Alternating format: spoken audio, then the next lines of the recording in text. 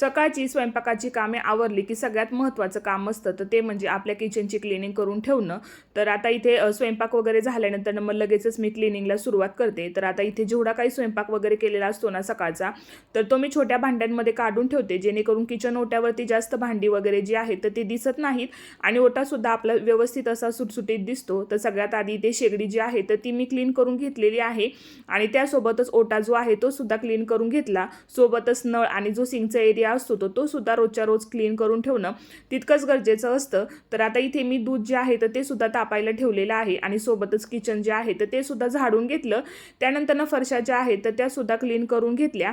आता जेवढा काही स्वयंपाक होता तो तुम्हाला इथे दिसत असेल छोट्या भांड्यांमध्ये मी काढून ठेवलेला आहे आणि ज्या गोष्टी मला रोजच्या रोज लागतात जसं की मसाल्याचा डब्बा, तेलाची किटली, तर ते सगळं मी वरतीच ठेवलेलं आहे. तर बघा हा लुक आहे फायनल किचनचा. तुम्हाला कसा वाटला कमेंटमध्ये नक्कीच सांगा. चला भेटूयात नेक्स्ट मिनी व्लॉगमध्ये. तोपर्यंत बाय.